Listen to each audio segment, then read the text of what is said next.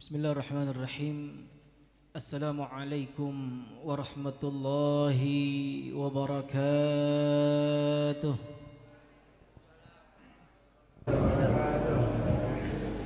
Alhamdulillah. Alhamdulillahi wa kafa. Wassalatu wassalamu ala sayyidina Muhammadin al-Mustafa وعلى آله أهل الصدق والوفاء أما بعد فرب اشرح لي صدري ويسر لي أمري واحلل عقدة من لساني يفقه قولي سبحانك لا علم لنا إلا ما علمتنا إنك أنت العليم الحكيم لا حول ولا قوة إلا بالله العلي العظيم دستوركم يا أهل الدرك ويا أهل النوبة ويا أهل الباطن ويا أهل النور اللهم إنا نسألك الفتوح والمنوح والرسوخ وصلاح الجسد والروح وتوبة النصوح اللهم ارزقنا فهم النبيين وحفظ المرسلين وإلهام الملائكة المقربين اللهم إنا نسألك توبة قبل الموت ورحمة عند الموت ومغفرة بعد الموت هون علينا يا الله يا الله يا الله في سكرات الموت إنك على كل شيء قدير وبالإجابة جدير. Yang sama-sama kita hormati, kita muliakan Khadimul Majlis Al-Baha Fadilatul Mukarram Kiai Al-Hajj Alfan Nasuha, yang kita doakan beliau pada sore hari ini sudah persiapan untuk bertolak ke negeri Hadramaut dan juga kemudian ke beberapa negara-negara daripada negara Islam lainnya, yang kita doakan semoga Allah berikan perjalanan yang barakah, Allah berikan keselamatan, Allah berikan kemudahan dalam segala urusannya, amin amin ya rabbal alamin. Para orang tua kami, para sesepuh bini sepuh, para hadirin hadirat mukminin mukminat rahimakumullah, pemirsa live streaming dimanapun anda berada, alhamdulillah wa syukurillah, di malam yang penuh barakah ini tidak ada pantas kalimat yang utama melainkan lantunan tasyakur kita kepada Allah Subhanahu wa taala, yang mana dengan nikmat yang telah Allah berikan kepada kita daripada nikmat iman, nikmat Islam serta nikmat sehat panjang umur yang alhamdulillah wa syukurillah, Allah masih memberikan kesempatan untuk kita bisa menjaga keistiqomahan kita, untuk kita bisa hadir di riyadul jannah, untuk kita bisa hadir di taman surganya Allah Subhanahu wa taala. Semoga langkah kita masing-masing dari rumah Allah jadikan daripada penyebab diampuninya segala dosa-dosa kita, diangkat derajat kita, dikabul segala hajat kita baik dunia maupun akhiratnya, amin amin ya rabbal alamin. Salawat bertangkaikan salam tak lupa pula kita haturkan kepada baginda Nabi besar Muhammad sallallahu alaihi wasallam beserta para keluarga, kerabat, sahabat dan pengikutnya. Semoga kita semua dicatat oleh Allah Subhanahu wa taala daripada deretan umat baginda Nabi besar Muhammad sallallahu alaihi wasallam yang berhak mendapatkan syafaatul uzma dari kiamat nanti, amin amin ya rabbal alamin. Hadirin hadirat rahimakumullah, kita masuk di dalam kajian pada malam hari ini dalam kitab Khasaisul Ummah Al-Muhammadiyah. Di bab selanjutnya setelah kita berbicara panjang daripada akan banyak keutamaan Bu ya, akan daripada kemuliaan umat baginda Nabi besar Muhammad sallallahu alaihi wasallam. Di antaranya Pak Bu, bahwasannya umat baginda Nabi besar Muhammad sallallahu alaihi wasallam sudah didoakan oleh baginda Nabi besar Muhammad, sudah didoakan oleh baginda Rasul. Kata Nabi di dalam doanya, supaya alla tajtami'a ummati ala dhalalah. Tidak akan, kata Rasulullah sallallahu alaihi wasallam, umatku berkumpul dalam sebuah kesesatan, enggak bakal. Jadi apapun bentuk kesesatan yang ada di muka bumi ini daripada umatnya baginda Nabi besar Muhammad sallallahu alaihi wasallam pasti terbongkar dan pasti ketahuan. Apapun bentuk ajaran yang sesat, apapun bentuk pemahaman yang sesat di atas muka bumi ini di masa umatnya baginda Nabi besar Muhammad sallallahu alaihi wasallam pasti akan ketahuan. Kenapa? Karena sudah daripada doanya baginda Nabi, sudah daripada doa Rasulullah sallallahu alaihi wasallam di 1400 tahun yang lalu. Maka kata Sayyidina Muhammad bin Ali Al-Maliki dalam kitab ini, ikhtassallahu hadhil ummah, Allah memberi kekhususan terhadap umatnya Rasulullah sallallahu alaihi wasallam bi alla tajtami'a 'ala dhalalah, tidak akan pernah berkumpul terhadap sebuah kesesatan. Wa nasya'a min dzalika anna ijtima'ahum hujjah, bahwasannya perkumpulan ijma'nya para ulama daripada baginda Rasulullah sallallahu alaihi wasallam merupakan hujjah. Wa bi anna ikhtilafahum rahmatun, dan ikhtilaf perbedaan yang terjadi di umatnya Rasulullah sallallahu alaihi wasallam merupakan rahmah. Sebagaimana hadis yang diriwayatkan oleh Al-Imam At-Tabarani radhiyallahu anhu dari Abi Basrah Al-Ghifari radhiyallahu an, Rasulullah sallallahu alaihi wasallam bersabda, apa kata Rasulullah? Sa'altullah, aku meminta kepada Allah, kata baginda Nabi Pak. Aku meminta kepada Allah Subhanahu wa taala, kata Rasulullah, bi alla tajtami'a ummati 'ala dhalalah, agar tidak akan pernah umatku berkumpul terhadap sebuah kesesatan, enggak bakal. Sebagaimana juga bahwasannya Rasulullah sallallahu alaihi wasallam menyatakan bahwasannya ikhtilafu ummati rahmatun, perbedaan yang terjadi di kalangan umatku pun adalah rahmah. Ini kekhususan untuk umat baginda Nabi besar Muhammad sallallahu alaihi wasallam. Apa maksudnya? Bahwasannya dulu yang namanya perbedaan umat di zaman nabi-nabi terdahulu merupakan azab.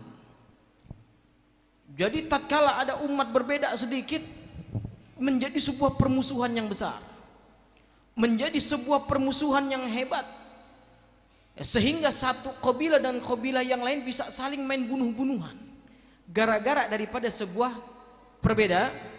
perbedaan. Tapi di umatnya baginda Nabi besar Muhammad sallallahu alaihi wasallam, oh masya Allah, nikmat. Tatkala kita ambil contoh sebuah hukum fikih, daripada misalkan pembatalan wudu menyentuhnya laki-laki dan perempuan yang bukan mahram.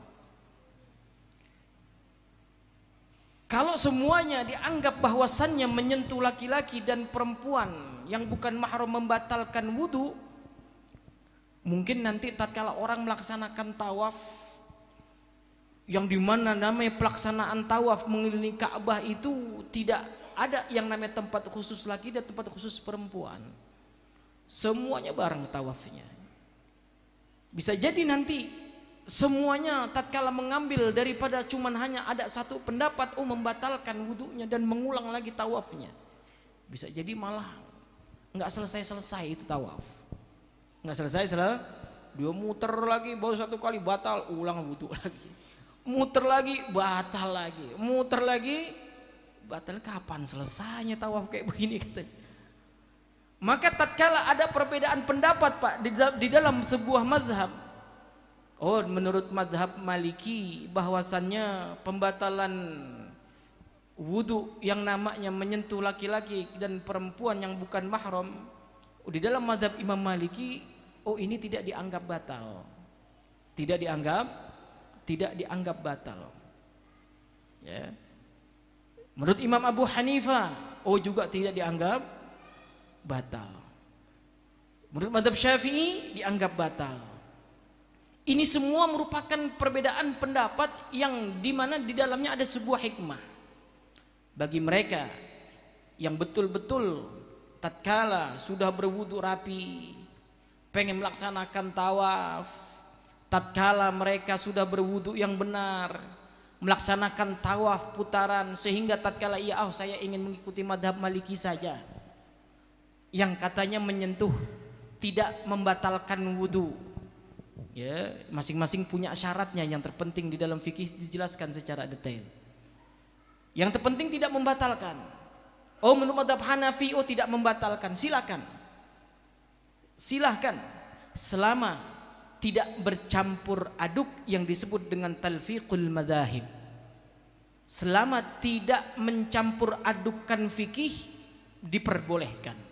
Apa maksudnya yang dimaksud dengan talfiqul madahib? Apa yang dimaksud dengan campur aduk fikih? Contohnya Pak, orang wudunya pakai madhab Syafi'i, ya wudunya pakai madhab. Kita ini wudu membasuh muka, tangan, kepala, kaki. Di bagian kepala kita hanya juga diperbolehkan dalam madhab Syafi'i membasuh sebagian saja, membasuh sebagian saja. Maka Bu, dalam kitab yang kita pelajari, dalam kitab-kitab fikih, pasti tatkala membasuh kepala ditulis mashu ba'dir ra'si, membasuh sebagian kepala, ya, mashu ba'dir ra'si. Tapi kalau dalam mazhab Maliki, dalam membasuh kepala nggak boleh sebagian. Dalam fikih mereka mazhab Maliki dituliskan mashu jami'ir ra'si, semua rambut harus basah Pak. Semua rambut harus basah. Wudunya pakai madhab Syafi'i, ya, atau wudunya pakai madhab Maliki, silakan. Tapi nanti dalam satu paketnya pembatalannya pun juga harus mengambil madhab yang ia ambil tatkala wudu. Kalau wudunya pakai madhab Maliki, ya pembatalannya pun juga dengan madhab Maliki, Imam Maliki. Nggak boleh wudunya pakai madhab Syafi'i, oh santar masalah pembatalan saya ikut Maliki saja. Wudunya pakai madhab Syafi'i, rambut sebagian saja dibasahkan. Tatkala pembatalan pakai madhab Maliki, yang nyentuh perempuan nggak batal. Nah ini nih yang kacau kayak begitu. Ini yang disebut dengan talfiqul madahib, mencampur adukan madhab. Ini yang nggak boleh. Jadi kalau kita mau wudu pakai madhab Syafi'i, pembatalannya pakai madhab Syafi'i harus. Ya, jadi nggak boleh dicampur-campur. Nah, perbedaan pendapat yang kayak begini merupakan rahmah. Perbedaan pendapat ini merupakan rahmah.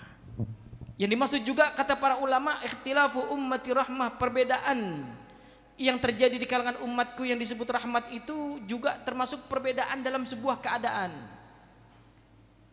Apa maksudnya perbedaan dalam sebuah keadaan? Misalkan umatnya Nabi ada yang kerjanya sebagai penjahit, ada yang berdagang, ya, ada yang mengajar, ya.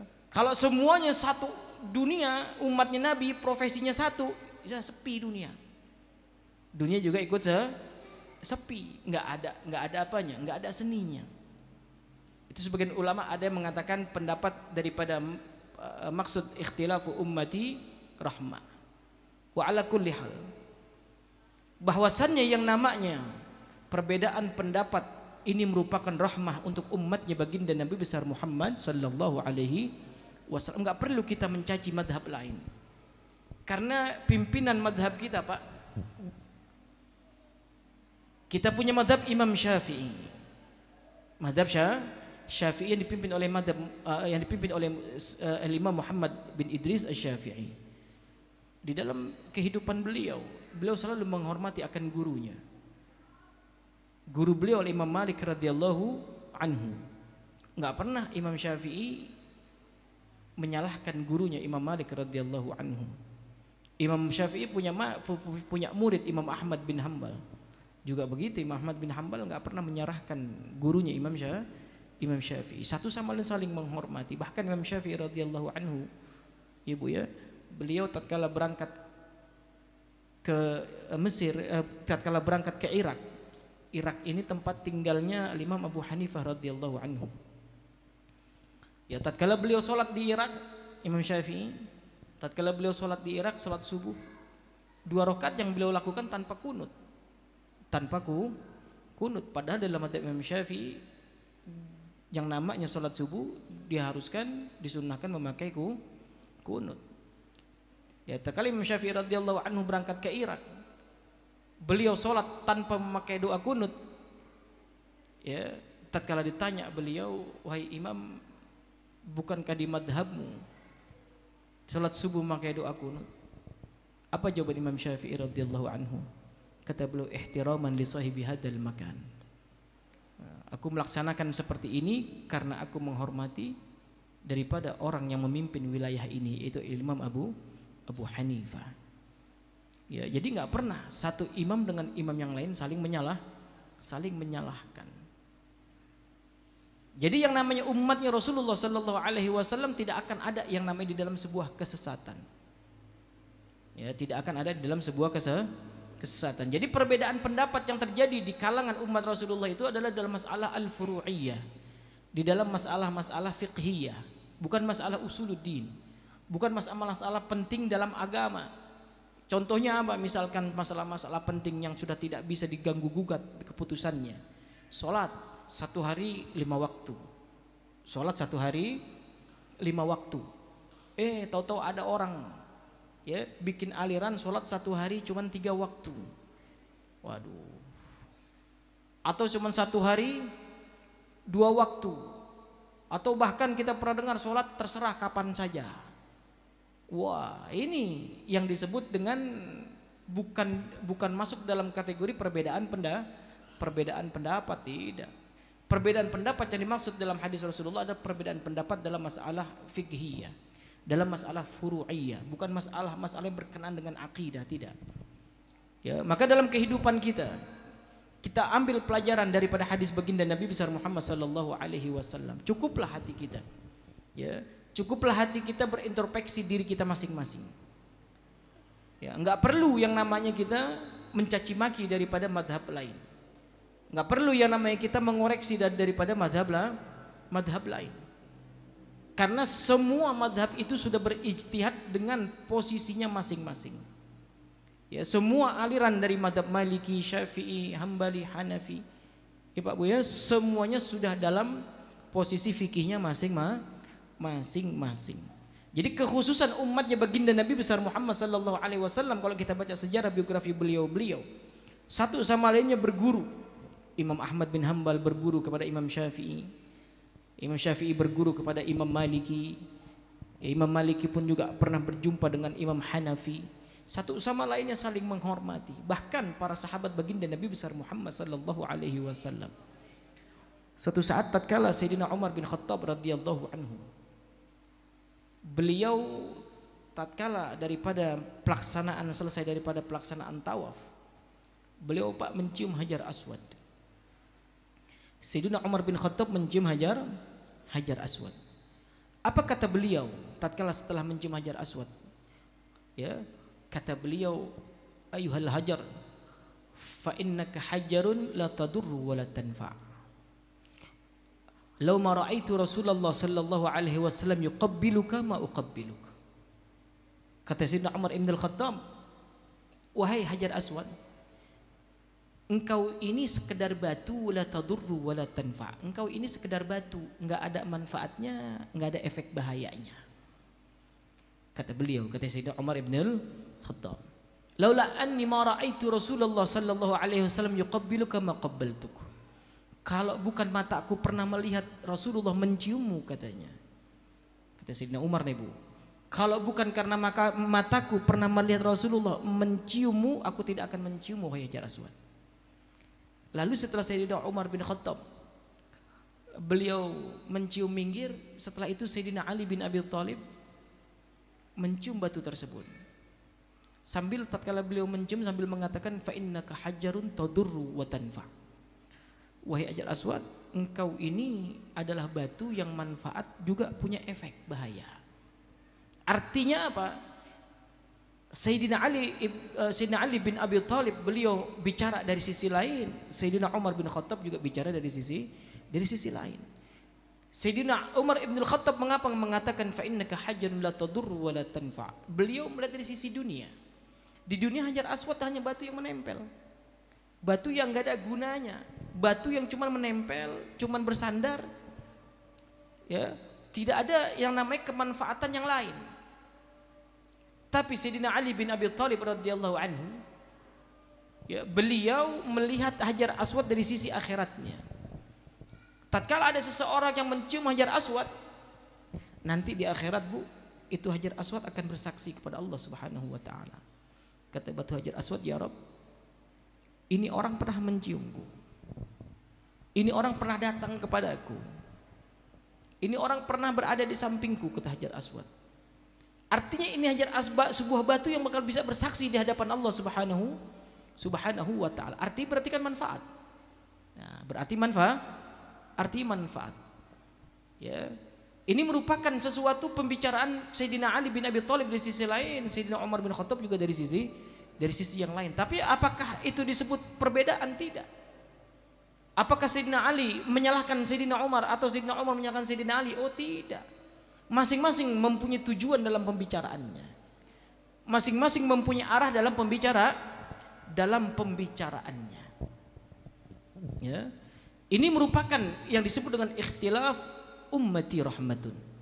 Ikhtilaf ummati rahmatun. Perbedaan pendapat dari umatku adalah merupakan sebuah rahmah. Ini perlu kita ambil pelajaran Pak Bu. Artinya Sayyid Muhammad bin Ali Al-Maliki, beliau nasihati kita bahwasannya jangan apa-apa sedikit-sedikit kita menyalahkan. Sedikit-sedikit kita menyalahkan. Artinya perlu kita pelajari ilmunya dulu. Perlu kita ketahui akan ilmunya dulu. Ya, maka ini merupakan bab penting untuk kita bisa menjaga hati kita. Untuk kita bisa menjaga hati kita. Bahwasannya perbedaan pendapat dari kalangan umat baginda Nabi besar Muhammad sallallahu alaihi wasallam merupakan rahmat. Coba Bu, Masya Allah. Ya. Semua yang ada misalkan jadi cuma satu hukum. Seperti contoh misalkan sholat witir. Sholat witir di dalam madhab kita hukumnya sunnah Pak. Hukumnya sunnah. Tapi di dalam madhab Imam Hanafi ya Bu ya, sholat witir hukumnya wajib. Bu, kira-kira sholat witir tiap malam sanggup kira-kira Bu?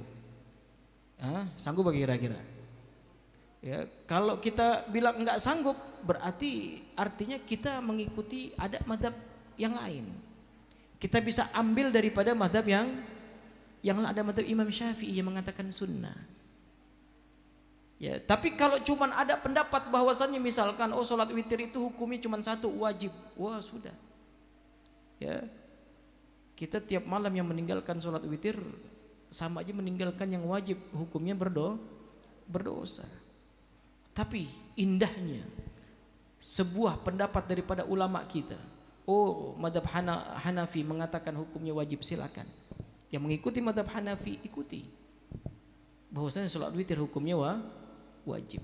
Dalam madhab Syafi'i sunnah hukumnya. Yang mau melaksanakan silakan. Ya, yang enggak mau ya sayang. Yang enggak mau sayang. Ya, definisi sunnah itu bukan berarti apabila ditinggalkan dilaksanakan berpahala, ditinggalkan tidak mendapat dosa, bukan. Definisi sunnah itu apabila dilaksanakan berpahala, ditinggalkan sia-sia. Ya, artinya apa? Dipaksa untuk dipaksa kalau bisa untuk melaksanakan. Gitu Pak ya. Jadi yang namanya perbedaan pendapat ini merupakan rahmah, yaitu kasih sayang dari Allah Subhanahu wa ta'ala. Artinya hati kita selalu dididik oleh baginda Nabi untuk yang namanya menjaga hati kita. Jangan sampai mudah-mudah menyalahkan orang lain. Jangan mudah-mudah mengecap orang lain. Ini orang kok begini banget sholatnya. Ini orang kok ibadahnya begini banget. Ini orang kok begini, ini orang kok begitu. Capek hati ini. Kalau setiap orang dinilai, hati ini akan lelah. Mungkin. Tapi kalau kita bawa husnudzon, kita bawa baik sangka, ini orang. Ya, tatkala kita di Mekah ngelihat perempuan sholat, tangannya kelihatan, kakinya kelihatan. Ya, kalau kita orang Indonesia ngelihat Bu, nggak biasa. Karena di Indonesia itu kalau perempuan sholat rapi, ketutup semuanya, kecuali wajahnya, mukenanya nutup semuanya. Tatkala sampai Mekah ngelihat orang sholat cuman pakai kerudung, pakai baju gamis, ya, baju abaya, ke tangan kelihatan, kaki kelihatan. Pada akhirnya kita menyalahkan, ini orang sholatnya begitu banget, itu orang sholatnya enggak sah. Waduh, langsung dinilai enggak sah, udah ke surga punyanya sendiri. Ya, padahal apa? Kalau kita bawa husnudzon, mungkin, ya mungkin tatkala dia melaksanakan sholat dengan kayak begitu, mungkin ya mereka dari madhab lain, oh mereka dari golongan lain yang kita belum nyampe ilmunya, hati jadi dibawa enak, dibawa enak, jadi nggak mudah-mudah menyalahkan Pak Bu, ya karena orang yang mudah menyalahkan itu adalah orang yang ilmunya masih sedikit. Orang yang mudah menyalahkan itu karena apa? Karena keilmuannya masih sedikit. Ya. Dulu seorang ulama ada yang disebut dengan Buya Hamka. Ya Pak Buya. Ya, beliau di masa mudanya sholat subuh nggak pakai kunut. Lama-lama di masa akhir hayatnya beliau, di masa tuanya selalu pakai kunut. Maka kalau ditanya Buya Hamka kenapa dulu pakai kunut sekarang enggak, beliau bilangnya apa? Oh dulu kitab yang saya baca cuma satu katanya. Ya, kitab yang saya baca baru cuman satu. Setelah saya makin lama makin tua, saya udah baca kitab 200 kitab. Yang pada akhirnya apa? Ya sholat subuhnya pakai kunut. Nah, sholat subuhnya pakai kunut. Jadi kalau kita melihat ada seorang sholat subuh nggak pakai kunut, jangan mudah-mudah langsung menyalahkan. Karena ada madhab yang memang ya yang melaksanakan sholat subuhnya tanpa kunut. Artinya di sini ikhtilafu ummati rahmatun. Perbedaan pendapat umat baginda Rasulullah sallallahu alaihi wasallam adalah rahmat. Yang pada intinya kita ini harus menjaga hati. Dalam bab ini kita diperintahkan yang namanya selalu menjaga hati kita. Ya karena amradul qulub, penyakit hati ini begitu banyak. Ya Pak Bu ya, penyakit hati ini Masya Allah di akhir zaman kayak begini ya Allah Pak, sangat mudah. Ya satu dengan yang lainnya, bahkan tetangga dengan tetangga ya Allah, ya saling menyalahkan. Yang pada akhirnya tetangga sama tetangga nggak negur, tetangga sama tetangga nggak nyapa, gara-gara cuman saling menyalahkan. Saling menyalahkan. Ayo dari bab ini kita ambil pelajaran bahwasannya perbedaan pendapat umatnya baginda Nabi adalah rahmat. Ya silakan perbedaan apa saja. Ya apalagi cuman masalah perbedaan pemilihan presiden. Waduh, gara-gara yang ini nomor 1 itu nomor 2, seumur hidup nggak negor-negoran, seumur hidup nggak nyapa. Ya Allah, ya jangan. Artinya perbedaan pendapat di umatnya Nabi itu biasa. Itu biasa. Tapi bawa daripada perbedaan pendapat tersebut ke jalan rahmah. Oh alhamdulillah ada pendapat madhab Maliki yang tatkala wudu dengan madhabnya nanti kita tawaf tidak menyempitkan kita, tatkala nyentuh kita enggak batal, tatkala nyentuh kita tetap bisa melaksanakan tawaf sampai selesai. Ini artinya kita bawa husnudzon. Kita bawa baik sangka. Maka kita jaga hati kita. Ya, maka hati kita jangan buru-buru khawatir terhadap sesuatu. Wah, nanti kalau begini saya takut terjadi begini. Nanti kalau begini saya takut khawatir akan terjadi begini. Jangan. Ya Pak Bu ya, kekhawatiran kita itu merupakan doa. Kenapa? Karena dalam surah Yusuf kita lihat Pak Bu ya, dalam surah Yusuf. Ya, dulu Nabi Yakub alaihissalam, ayah daripada Nabi Yusuf, Nabi Yakub, Yusuf ibnu Yakub. Dulu Nabi Yakub tatkala Nabi Yusuf kecil, tatkala saudara-saudaranya yang 11 orang izin kepada ayahnya Nabi Yakub akan membawa bermain Nabi Yusuf ke sebuah tempat, Nabi Yusuf tatkala masih kecil kata Nabi Yakub, ini akhafu ayyakulahu dhi'bu. Dalam Al-Qur'an dikatakan, aku khawatir kalau kalian bawa Yusuf, ya ayyakulahu dhi'bu, nanti di sana saya takut dia hilang dimakan sama serigala. Kekhawatiran seorang manusia biasa, kekhawatiran seorang manusia. Betul, Nabi Yusuf dibawa, pulang saudaranya Nabi Yusuf udah ngilang. Ya, kekhawatirannya terjadi. Begitu juga tatkala Sayyidah Zulaikha, tatkala dengan Nabi Yusuf alaihissalam, baju Nabi Yusuf sobek dari belakang. Ya, kata suami Sayyidah Zulaikha, yang salah dalam bab ini adalah Zulaikha misalkan. Dikatakan kayak begitu.